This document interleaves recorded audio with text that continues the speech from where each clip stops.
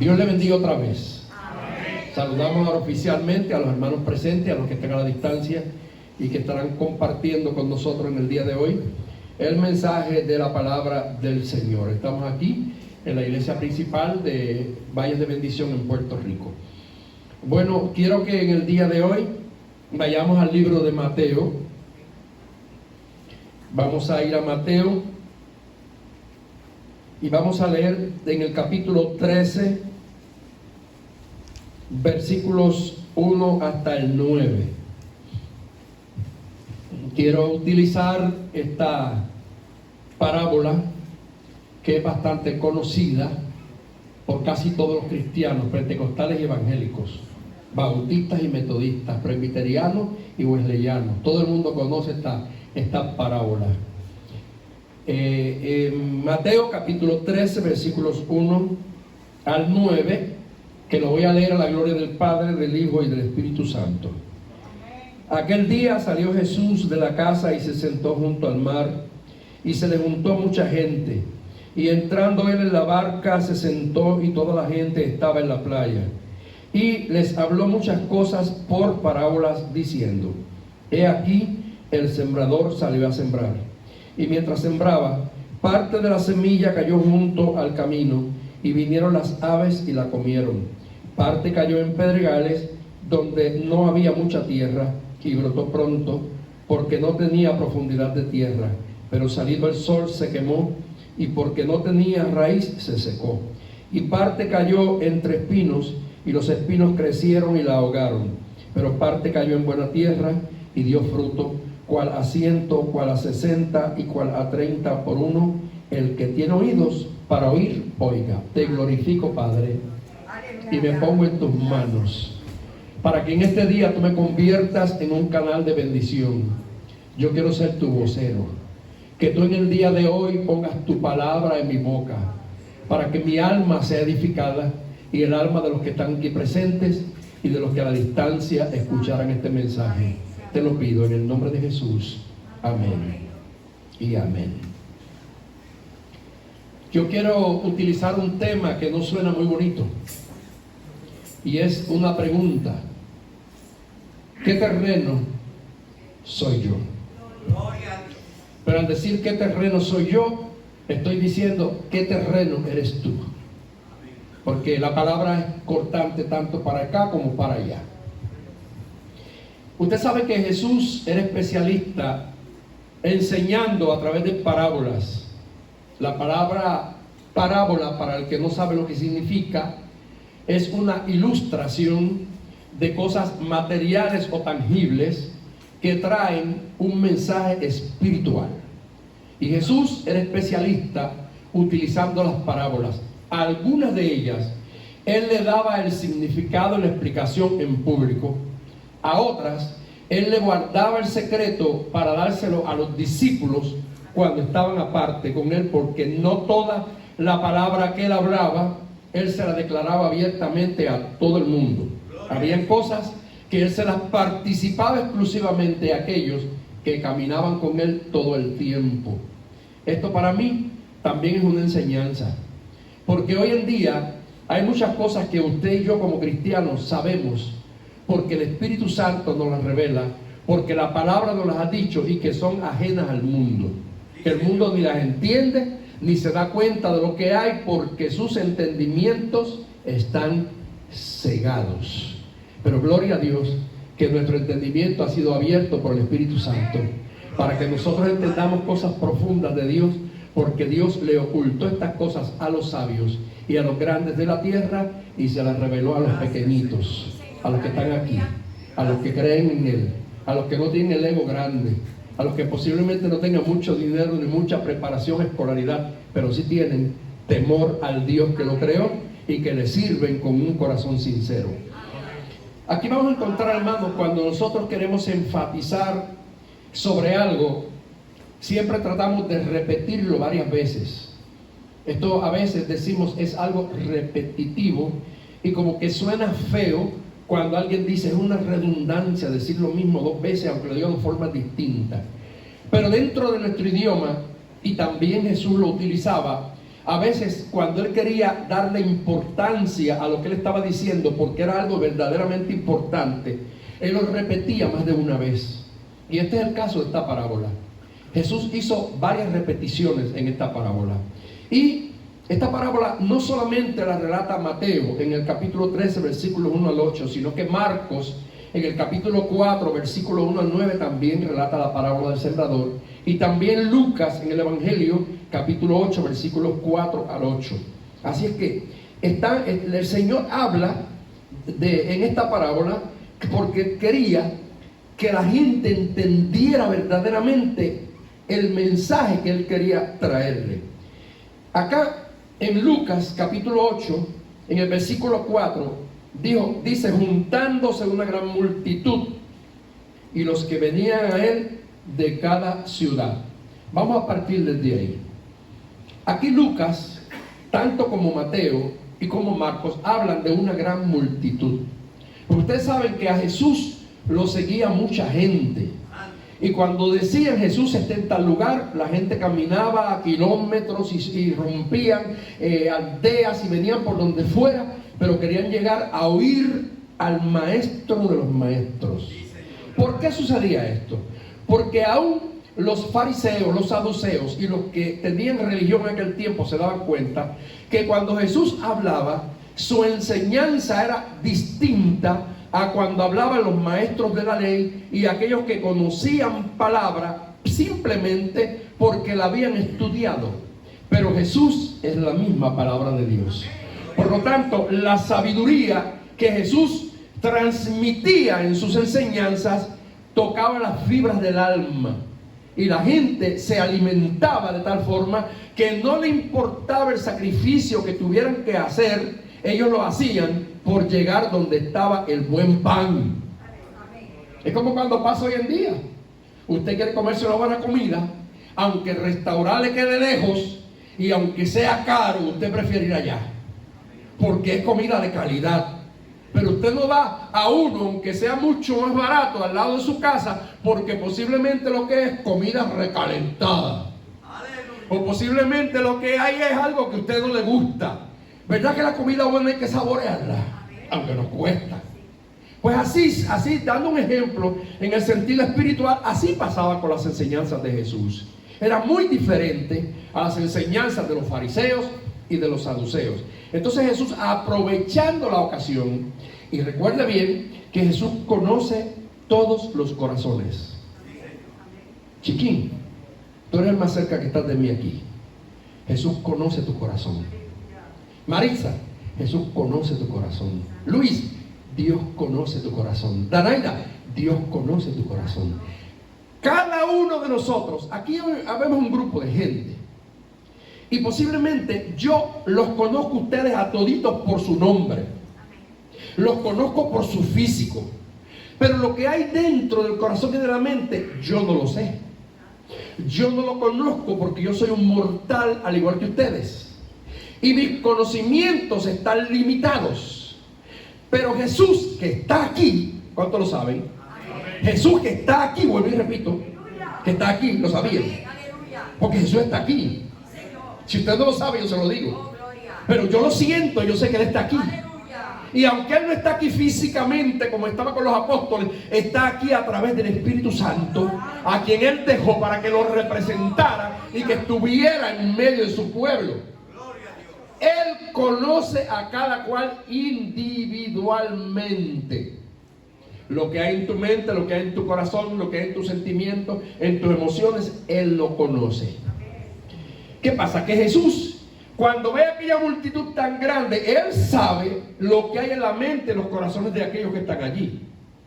Y le lanza esta parábola con la intención de crearle conciencia y de utilizarlos a ellos mismos como una figura de un terreno, para que ellos se clasifiquen y decidan qué tipo de terreno eran ellos. Dios conoce a cada cual y conoce el que verdaderamente le sirve con sinceridad. Mire, Dios sabe hoy quién se convirtió porque quiere ser salvo. Dios sabe quién va a la iglesia simplemente porque es religioso. Dios sabe quién asiste al templo simplemente para que no digan que me quedé en casa. Dios sabe quién va al templo simplemente porque mi esposa va o porque mi esposo va, y para que no digan nada yo lo acompaño. Dios conoce a cada cual. Y cada cual es un terreno muy distinto. Entonces Jesús aprovecha esta parábola, viendo esta multitud, comienza a hablarle claramente y le presenta una figura muy conocida: un sembrador. Un sembrador es una persona que siembra semillas. Yo soy un sembrador, porque yo soy amante de la agricultura, que la amo con mi alma, y que todos los días busco que sembrar, todos los días busco que sembrar. Y la amé más, la agricultura, desde que conocí a mi viejita Regina, la pastora haitiana, que algunos hermanos aquí la conocieron, que ella un día me dijo una frase a mí, y me dijo: Pastor Eliasín, no importa el lugar donde usted vaya, siempre siembre una semilla, porque usted no sabe si después de muchos años usted regresará a ese lugar y esa semilla que usted sembró será quien le va a dar de comer. Y a mí eso se me grabó en el alma, porque es verdad. O sea, todo en la vida es un patrón repetitivo. Yo paso por aquí hoy, pero no sé cuándo volveré a pasar.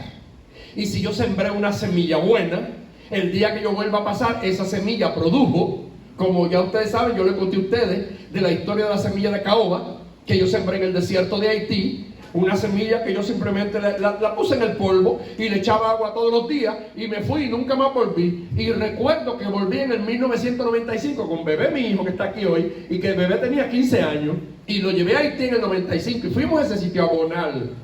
Y cuando yo llego al lado a la iglesia, que veo ese árbol de caoba tan grande, yo me sorprendí, porque es un lugar donde no hay plantas, donde todos son cactus, y hay un árbol de caoba tan grande. Y yo pregunté: ¿y ese árbol de caoba? Y me dijeron: ¿no lo conoce? Ese es el árbol de Eliasín. Todo el mundo lo había llamado el árbol de Eliasín, y en el barrio todo el mundo conocía el árbol de Eliasín. Y se acababa el culto y todos los hermanos se sentaban debajo del árbol de caoba a coger sombra, porque es un desierto. ¿Qué pasó? Que yo sembré aquella semilla por allá por los 80. Pero ¿qué sabía yo? Que en el 95 iba a volver allí y que me iba a beneficiar de la semilla que yo sembré. Por lo tanto, yo siempre digo, y algo muy importante, y esto lo digo en el sentido literal: el mundo de hoy tiene problemas, porque el primer trabajo que Dios le dio al hombre, ¿sabe cuál fue? El de sembrador. Porque cuando Dios crea a Adán y lo pone en el huerto del león, en el huerto del Edén, ¿qué le dijo? Labra la tierra. Así que el primer trabajo del hombre fue sembrar, y a la gente se le olvidó eso. Y hoy en día, mire cómo vivimos. La gente no le gusta la agricultura, la gente no le gusta sembrar, y estamos en una situación tan terrible que ayer comentaba yo con mis hijos en casa. Yo no sé cuántos han visto un reportaje que ya lo han dado varias veces por ahí, donde en Estados Unidos están destruyendo hectáreas, miles de hectáreas de frutos. O sea, comida que ya estaba lista para comer, y que le están metiendo máquinas y la están arando y destruyéndolas y enterrándolas todas. Y descubrieron que todos esos terrenos son de Bill Gates, el hombre más millonario, y que lo que están haciendo es porque quieren provocar una hambruna en el mundo. Y como había sobre cosecha, pues vamos a eliminar toda la comida para que la gente tenga que comprar más caro, porque le va a quedar menos. Y mientras menos productos hay, más caros son. ¿Por qué usted cree que no están subiendo todo? Porque ya hay escasez y se está sintiendo. Ya hay muchas cosas que no están llegando aquí y a otros países. Esto no lo está provocando Dios. Esto no lo está provocando la naturaleza.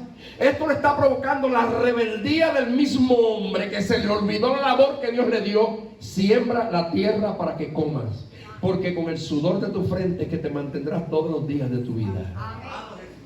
Entonces hay que sembrar. Y Jesús toma esta ilustración y le dice: el sembrador salió a sembrar. Significa que para tú sembrar tienes que moverte de donde estás. En el sentido literal, tú no siembras en la sala, ni siembras en el cuarto. ni siembra en la cocina, tienes que salir al terreno. Y es la tierra que tú vas a sembrar. Y la acción de sembrar lleva mucho sacrificio. Porque los que conocemos de eso, usted tiene número uno que escoger la tierra. Usted no siembra cualquier tierra, cualquier tipo de fruto, porque hay una tierra específica donde el plátano se da. Pero hay una tierra específica donde se da el guineo. Entonces usted no puede sembrar el plátano donde se da el guineo porque no da. Porque el guineo le gusta, el plátano le gusta el sol, le gusta la tierra más seca, pero al guineo le gusta la tierra bien húmeda y le gusta mucho la lluvia. Entonces los terrenos no todos son iguales. La primera cosa que tiene que saber el agricultor es qué siembro en qué tipo de terreno, porque no todos los terrenos son iguales y no en todo se da la cosecha igual. Segundo, después que usted lo escoge, tiene que prepararlo, porque usted no va a lo loco a sembrar. Usted tiene que ir primero ¿a qué?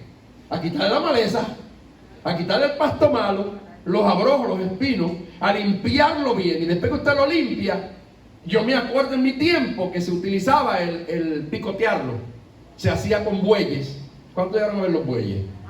Tan lindo que era, ¿verdad? Aquellos bueyes con el arado en Puerto Rico, yo me acuerdo qué cosa linda era cuando yo era muchacho. Y pagaban para que vinieran a los terrenos de uno. Y venían esos bueyes por la mañana. Y ese montón de garzas que venían volando y pasaban el día entero comiendo gusanos detrás del arado. Qué cosa hermosa, que eso ya no lo vemos. Oiga, pero cuando no había bueyes, pues había que sembrar con una pala. Y yo me acuerdo que mi papá a mí me regaló una pala de picotear tierra. Y yo estaba en la escuela y yo venía todos los días y venía y con una pala picando tierra y todos los días picaba un cantito. ¿Para qué? Porque la tierra hay que virarla al revés para que ella comience a echar los minerales que tiene, porque muchas veces cuando la tierra está en la misma posición ya algo estuvo sembrado ahí como los abrojos y le llevaron la capa fértil, entonces tiene que revolcarlo de nuevo para que la capa fértil vuelva nuevamente y tenga fuerza. ¡Aleluya! Y después que usted prepare ese terreno, ¿qué usted va a hacer? Entonces usted va a escoger la semilla, porque usted no siembra cualquier tipo de semilla, usted siembra la mejor semilla. Porque mientras mejor es la semilla, mejor es la cosecha. ¿Usted no sabía eso? Yo eso lo aprendí, no lo sabía, lo aprendí luego, sembrando plátano en Venezuela y sembrando cuanta cosa uno aprende. Así que semilla buena, cosecha buena. Semilla mala, cosecha mala. Aleluya. Y después que usted lo siembra, eso no se deja allí. Usted tiene que darle la vuelta.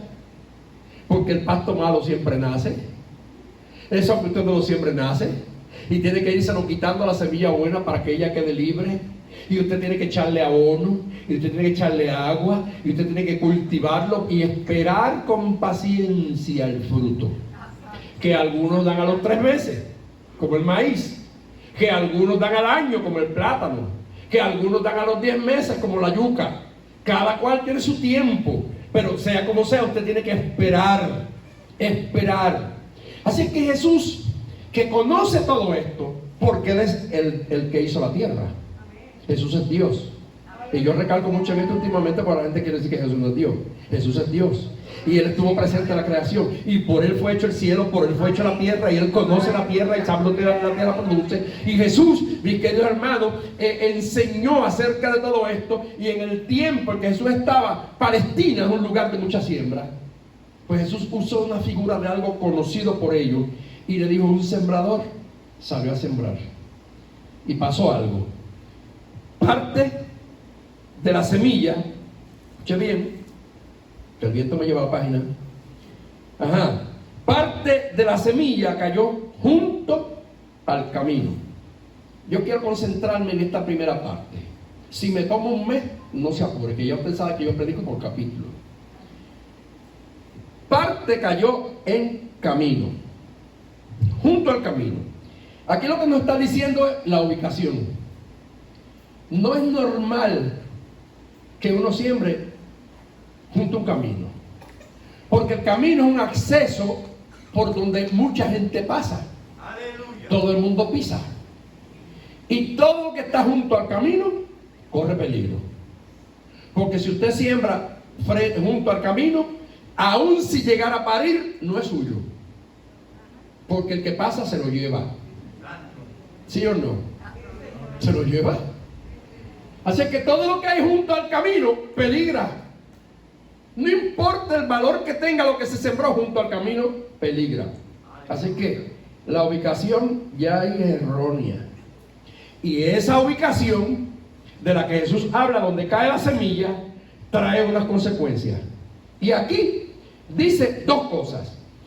Fue hollada y las aves del cielo la comieron. Así que por esta semilla caer en el lugar equivocado ya corrió una suerte negativa, porque la pisotearon. Fue hollada, mire, la pisotearon. Y las aves del cielo, que ellas cumplen con su labor, porque nadie las puede decir no lo haga. Si la Biblia dice, mirad las aves del cielo que ni siembran ni ciegan, ni recogen en granero, y Jehová las sustenta. Entonces las aves del cielo tienen permiso de Dios para comerse todo lo que encuentran. Ellas tienen permiso de Dios para comerse todo lo que encuentran. Y hay gente que se molesta con ellas, ¿verdad? Pero qué bendición. Yo en mi casa tengo gallinas, y cuando le tiramos maíz a las gallinas, mira, a veces vienen 30, 35 tórtolas, y yo me gozo viéndolas. Me encanta echarle comida para verlas juntas allí comiendo. Qué bendición. Porque son aves de Dios, son aves del cielo. Es más, hasta los changos prietos esos que son tan feos y tan malos, que vienen por montón y que son malos, porque esos changos a veces usted va pasando donde ellos tienen pichones y le caen encima a uno, y a los que estamos calvos, miren los picotazos que le dan a uno. Pican duro, que le cuenten así que le den una pela a uno. Entonces, fíjense, ¿qué sucede? La explicación de esta parábola se encuentra más adelante en Lucas 8, del 11 al 12. Y yo quiero leer esta parte. Dice: cuando alguno oye la palabra del reino y no la entiende, viene el malo y arrebata lo que fue sembrado en su corazón. Este es el que fue sembrado junto al camino. Ya aquí, la figura que Jesús está hablando está tomando entonces la declaración simbólica, porque está entendiendo, haciéndole entender a los que lo escuchan, que ese terreno simboliza el corazón humano, y que esa semilla simboliza la palabra de Dios. Así que en el sentido espiritual, la palabra de Dios debe ser oída por todo el mundo. Se le predica a las multitudes, y hay que aprovechar la oportunidad tal como lo hizo Jesús. Pero usted y yo, como sembradores del evangelio, tenemos que estar preparados para saber que no todos los terrenos son iguales. No todos los terrenos son iguales. De acuerdo a estos versículos anteriores, fíjese bien, esta semilla de la que habla, que es la palabra de Dios o la palabra del reino, sin embargo, la semilla no tiene problema. El problema lo tiene el terreno. O sea, el problema no está en la semilla, está en el terreno. Porque no en todas las partes tendrá la eficacia, sino que la eficacia depende del terreno. Usted puede sembrar lo que sea, pero si lo siembra en terreno malo, no se da. No se da. Y usted lucha. A veces hay gente que me dice a mí: pero mira, tú sembraste esos platos, mira el momento que están, y yo los sembré y a mí no se me dan. Y yo le digo: ¿dónde lo sembraste? Vamos a ver el terreno. Porque si lo siembras en un sitio que es árido, que es mucha piedra, es que no se te va a dar igual. Cada semilla es auténtica, es buena, puede producir, pero el éxito, la eficacia de la semilla depende del terreno. Así es la palabra es buena. La palabra consuela, la palabra conforta, la palabra transforma, la palabra levanta, pero depende en qué corazón cae la palabra. Depende en qué corazón cae la palabra. Mire, el mundo está compuesto por gente que, aunque escucha la palabra de Dios, no la entienden, porque ahí dice que no la entienden. Ahora, hay una interpretación bien importante en cuanto a esto, porque estudiando yo descubrí algo de por qué dice no la entienden. Porque si yo digo, si alguien no la entiende, pues no es culpable, porque al tú no entender algo, posiblemente actúas por ignorancia porque no lo entendiste. Pero en este caso no se justifica ni se da eso. Pues cuando nos vamos más a lo profundo, yo me puse a estudiar que el verbo griego que se utiliza aquí es suniemi, y se usa 6 veces en Mateo 13:5 en cuanto se refiere a esta parábola. Pero esta interpretación lo que quiere decir es lo que dice Mateo 13:15, cuando dice: viendo no ven, oyendo no oyen, ni entienden, de manera que se cumple en ellos la profecía de Isaías que dijo: de oído oiréis y no entenderéis, y viendo veréis y no percibiréis, porque el corazón de este pueblo se ha engrosado, y con los oídos oyen pesadamente, y han cerrado sus ojos, para que no vean con los ojos, ni oigan con los oídos, y con el corazón entiendan y se conviertan, y yo los sane. Escucha bien. La interpretación profunda que hay de no entienden no es que le falte entendimiento normal, sino que esa palabra utilizada ahí que usa Jesús se está refiriendo a personas que sí entienden, pero que se hacen los locos. A gente que sí ve, pero se hace como que no ve. A gente indiferente, que les resbala la verdad de la predicación.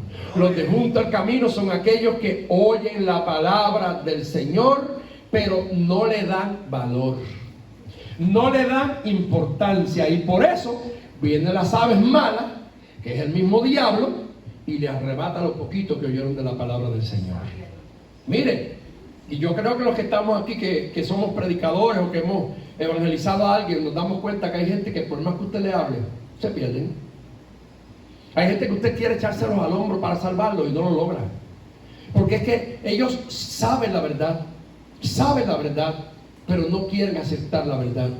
Ellos ven con sus ojos que las cosas que están pasando están escritas en la Biblia, pero no lo quieren aceptar. Tienen ojos y no ven, tienen oídos y no oyen. Ahora, ¿qué sucede? Que muchas de estas personas tienen un problema con Dios, porque la Biblia dice, en la profecía de Isaías, dice que mientras con los oídos se escucha la palabra de Dios, con el corazón se entiende. Eso es así. Pero estas personas lo que hacen es que con sus vidas y con su corazón no entienden ni se convierten para que Dios los sane. Y la palabra sane que se utiliza aquí es sinónimo de salve, porque dentro de la Biblia hay veces que se utiliza la palabra sanidad como salvación, o sano como salvo, para que entendamos que el pecado enferma al alma, y que para que el pecado sea erradicado como una lepra hay que sanarlo, y entonces es que se produce la salvación. Así que Isaías no dice para que se salven, sino para que se sanen. Sus corazones están duros, han cambiado, tienen oídos y escuchan la palabra de Dios, pero se hacen los locos. Esto es una combinación de mente y corazón. El resultado de la semilla no depende de la semilla en sí, como dije ahorita, sino del terreno en que cae. La palabra, al caer en diferentes corazones, da diferentes resultados. Cuando el corazón se engrosa, la semilla de la palabra de Dios será como las que caen junto al camino. Un corazón engrosado. ¿Qué es engrosado? Si hablo así rústicamente, mantecoso. Uno que está lleno de grasa. ¿Y qué le pasa a un corazón que está lleno de grasa? Le dan infarto, se le tapan las arterias, se le tapan las venas. En el sentido espiritual, el que está engrosado es aquel que ya su corazón está tan cubierto por tantas cosas que no le permiten sentir normalmente como sentiría uno que tiene un corazón sencillo y humilde ante la palabra del Señor. Así es que el que tiene el corazón engrosado no le da oportunidad a que la sangre de Jesucristo funcione en su vida, ni que circule en sus venas, sino que la grasa del pecado no le permite la bendición de Dios. Oh, hermano, Dios tenga de nosotros misericordia. Así es que en 2 de Corintios capítulo 4 versículo 3 al 4 dice: pero si nuestro evangelio está encubierto entre los que se pierden, está encubierto, en los cuales el Dios, y aparece en minúscula, porque está hablando no del Dios nuestro, que usted sabe que se escribe en mayúscula, ¿verdad? Siempre que usted hable de Dios, escríbalo en mayúscula. A mí me molesta cada vez que veo que alguien escribe en minúscula el nombre de Dios, porque Dios es mayúsculo. Dios va por encima de todo. Así que cuando hablo de cualquier Dios, como va al otro Dios, así que no son Dios, entonces lo escribo en minúscula. Pues aquí el escritor dice que el Dios de este siglo cegó el entendimiento de los incrédulos, para que no les resplandezca la luz del Evangelio de la gloria de Cristo, el cual es la imagen de Dios. El Dios de este siglo, ¿quién es? Satanás. Así que Satanás hace un trabajo muy eficaz. Por eso es que cuando el Señor está hablando de los que caen junto al camino, ¿qué dice? Que viene el malo y la arranca. Las aves de rapiña vienen y se las llevan. ¿Por qué? Porque ese es el trabajo de Satanás. A todo el que se le predique el Evangelio, inmediatamente habrá una intervención satánica para ver cuál es la reacción del oyente. Pero la decisión está en el terreno es tu corazón. Tú tienes que saber cuándo tú tienes que oír a Dios y cuándo tienes que dejar de oírlo.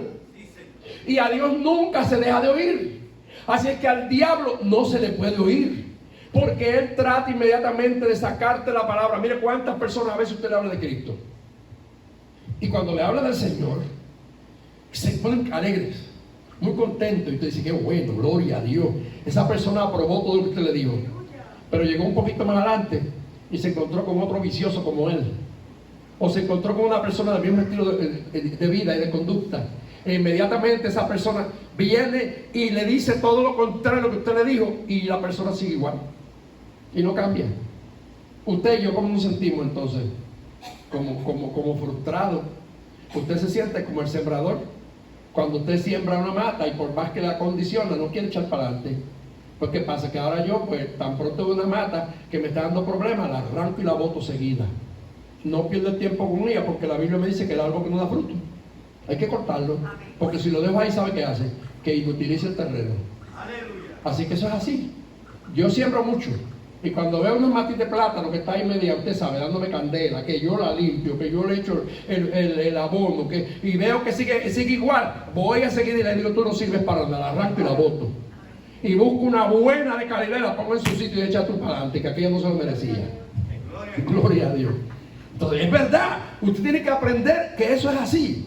Y en el sentido espiritual, vivimos en una época, mis queridos hermanos, donde la gente verdaderamente entiende la palabra de Dios como una semilla que cayó junto al camino. No le dan valor, la pisotean. Usted le predica a la gente hoy de Dios y no quieren oírlo. Los gobiernos que han subido a gobernar el mundo en este siglo presente, la mayor parte de ellos son enemigos de Dios y de su palabra.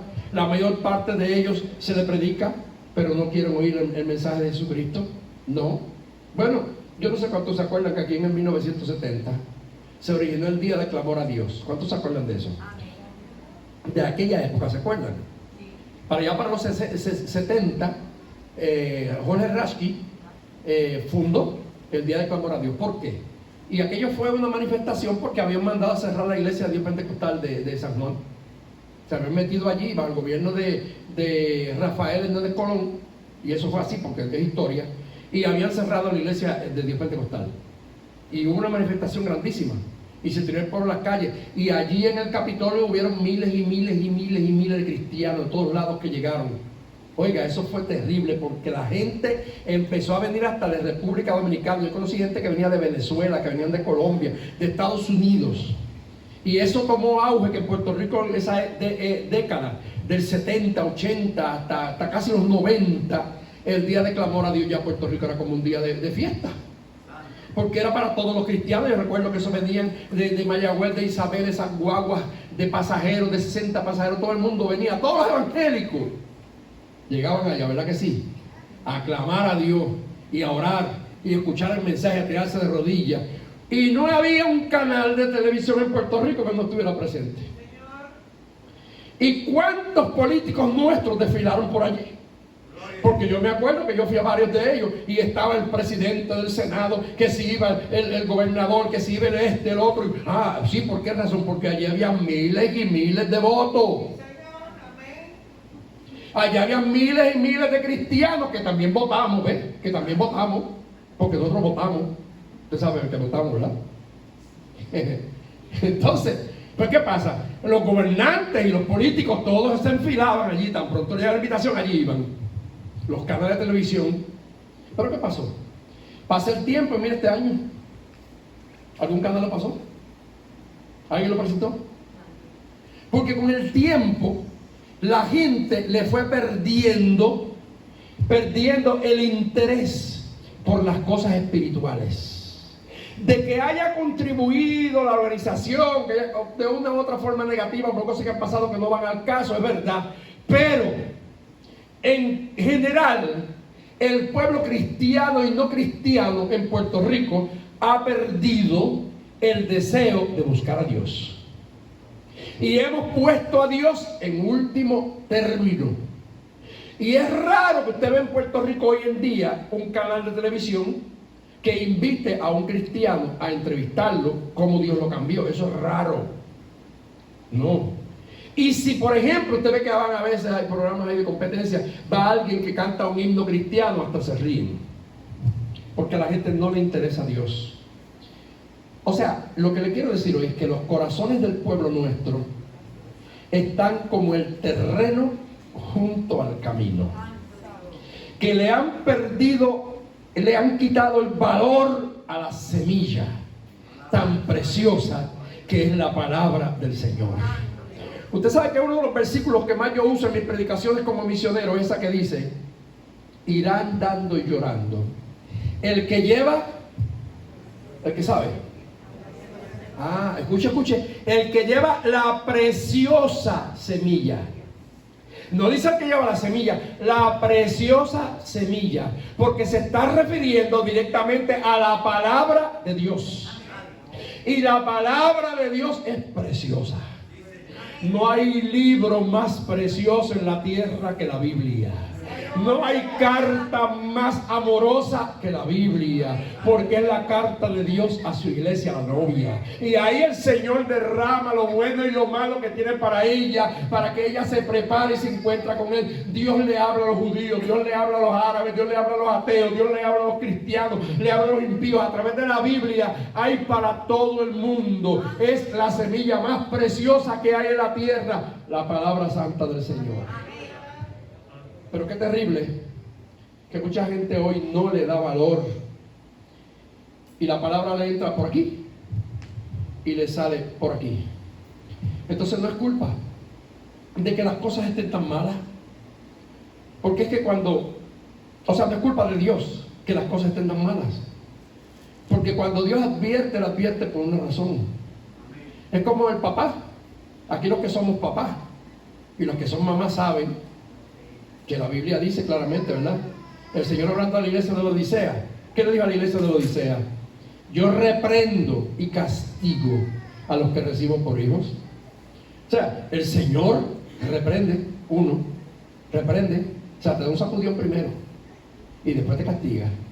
El castigo es más profundo que la reprensión. Así es que, si Dios lo dice, es porque es real.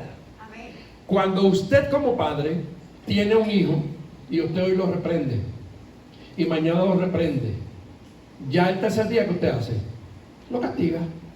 ¿Por qué? Porque se da cuenta que la reprensión no está siendo suficiente, que la persona que está recibiendo el regaño no le da valor. Entonces el papá se ve obligado a aplicar la correa o a aplicar un tipo de castigo. Por ahí pasamos todos, porque yo tuve papá y mamá, y lo que hicieron conmigo lo hice yo con los míos. Y ahora los míos lo hacen con los de él. Tienen que hacerlo obligatoriamente, porque ese es el patrón normal de la vida.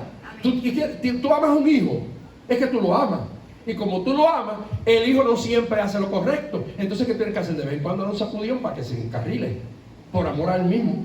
No es porque yo soy malo, es porque quiero que salgas bien, que salgas bueno, que seas un buen ciudadano, un buen hijo, que seas mañana un buen esposo, una buena esposa. Pero si estás un poquito torcido, pues ¿qué pasa? Que tengo que apretarte un poquito. Pues hoy en día está pasando lo mismo. La palabra del Señor ha venido del cielo. Dios nos envió a su Hijo Jesucristo.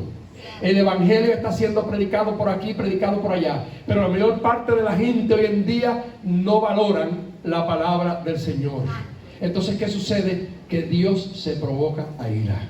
Y cuando Dios se provoca a ira, pasan todas estas cosas. Mire lo que dice Efesios capítulo 4, 17 al 19. Esto pues dijo, y refirió en el Señor,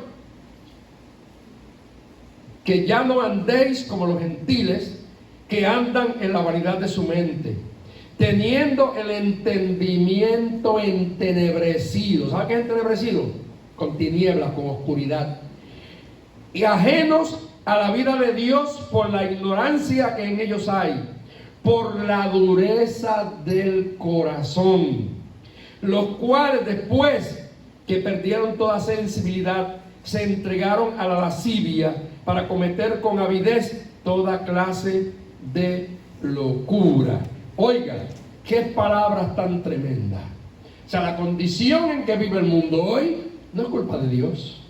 Es culpa de que la gente se ha ubicado en el camino. Y que la palabra que se le ha sembrado ha permitido que el malo venga y se la arranque.